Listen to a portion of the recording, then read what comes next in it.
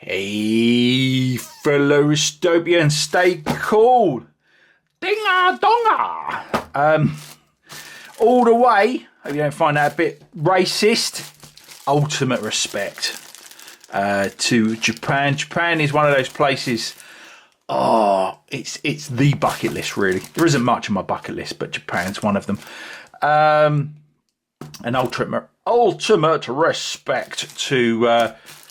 Oh, where's it gone? It's not even on here. Casio. Does it even say Casio? There it does. There we go. Casio. Now, I'm very excited. This just arrived in the post. And obviously, an unboxing. I'm just going to whip it out. I'm not going to say it. I'm not going to say it.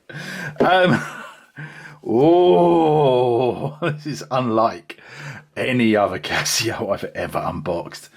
Yeah, it's famous. I mean, it's over a decade old, this watch, but yeah, I got one. I just don't know. I just thought I've got to have one. I've got to have one. I've got to see.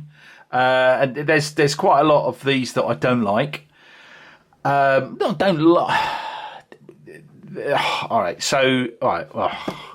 But yeah, I've seen this one and I've liked it. Sorry, I've been doing some DIY, so I'm covered in filler and stuff. Yeah, so this one is the one that I did like when I saw it years ago. Well, year or two ago. And it was a bit of a hassle getting it from Japan, so I didn't bother. And then somehow I just got it from Amazon Japan.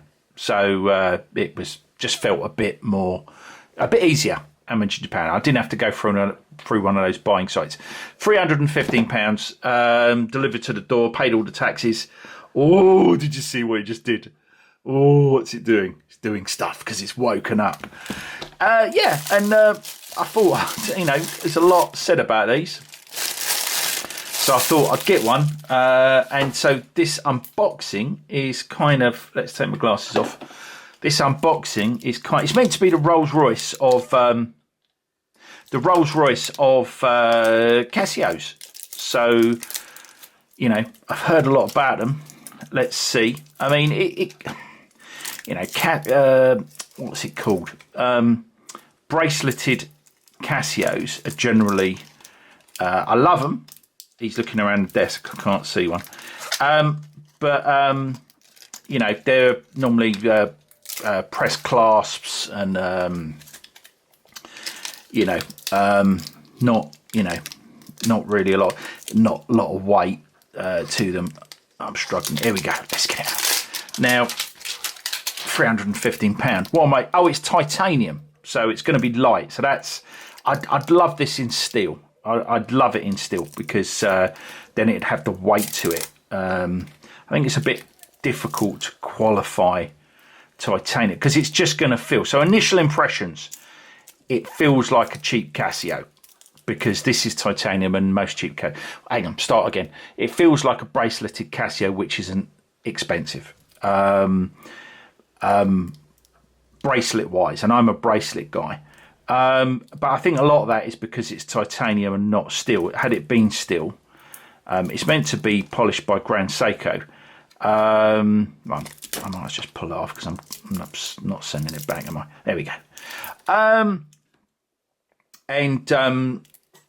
Yeah. But I don't know, can you Zaratsu polish titanium? But yeah, so it's light and it's got jingle jangleness going on, if I'm really honest. But yeah, I think initial impressions are also that it's the best £315 I've ever spent. I'm not a massive black guy. I'm not a massive. I can't re-record this. I'm not a massive black dial guy. Oh dear. But I did because it's got so much blue on it. In the videos and pictures on YouTube and etc. I imagine it's blue. So I didn't put this here on purpose, but I've got my Explorer here, which is a black dial watch. Which this is a lot bluer than. and I wanted to. So one of the things I wanted to see is which is bigger, because this is actually measures about 38 mil and it's 21 mil lug width. This don't know what I think it's meant to be 39, but it's because it's got these these bits that stick out, and it's somewhere between 20 and 21 lug width, I believe. I'll measure that later. But yeah, visually it looks small. It's not much in it, but it looks smaller. But anyway, it is what it is. There is a 200. This is the 100. There is a 200, but it has the thing that has always put me off, Oceanus's, which is a hexagonal crown. So that's one of the reasons I like this. But I'll do a kind of, full review. But this is just an unboxing. But yeah, so hitting the markers. Yeah, doing a pretty good job. It's never going to hit all the markers because it's just too difficult for any watch to do that. But Casios do a really good job generally, but this is doing, it missed that one quite a bit. It's losing it as it gets to the 12. It's bang on at 12. It was losing it as it got to the 11. But yeah, very, very, very, good. It's just one rotation of the second hand there. This is probably the most accurate hitting marker watch that I have ever seen. Yeah, no problems with that. It pretty much cannot do it better than this is doing it. So very happy with that. That's the first thing. Let's pop it on. So milled clasp. Someone said they were small, but then someone else said they weren't. No. So 7.5 inch wrist, got loads of, options on there. It's stunning. I've got to say, initial impressions, stunning watch. Really love at first sight. I don't know how much of that is because I know what it is. But it's a very good looking watch. And just going to cover a couple of points that have been made about this one. Jody, just one more watch. He seems to prefer the 200, which is bigger, which is unusual because he doesn't like bigger watches, whereas I do. And that one doesn't have this bit. I call this a bunion. It's awful. Which I don't normally like. It is really just, it's not quite the same, but it is almost just to balance up the side with the crown guards. I prefer crown guards on a sporty, dressy watch. I do quite like it. I'd like it if where'd that Rolex go? There it is. I'd like it if the Milgauss came back with crown guards. This isn't a Milgauss, but yeah, you get the point. Milgauss is pretty much very similar to this, although it is a different case, I believe.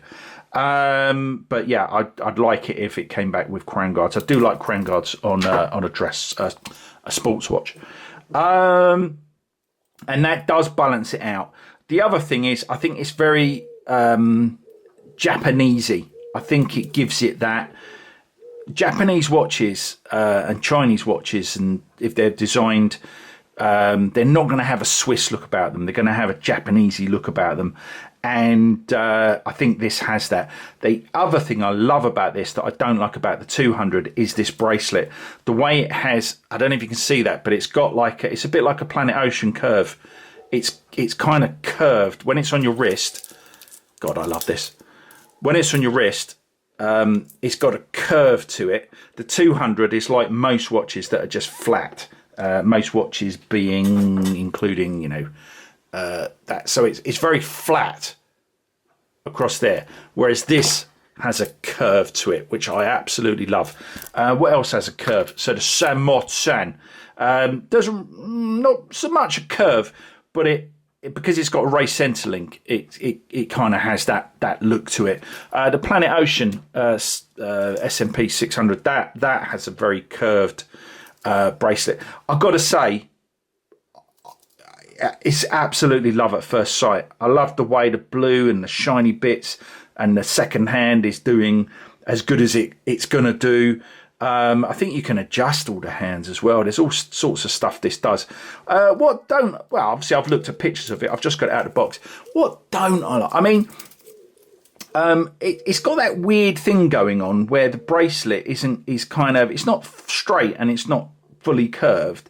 But you know what? Again, it's got all these curves going on, all these angles. It's very thin.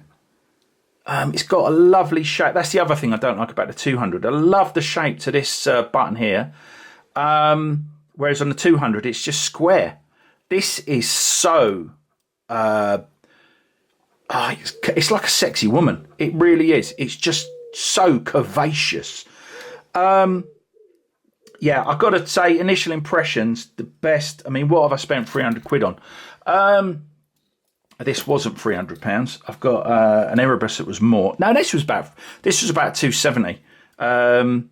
Is this the bigger one? No, this is a smaller one. You notice that it's so much like... Oh, I could talk about this all day. I am very, very excited. Jodie said, I love the depth to the dial. It's slightly fussy with the...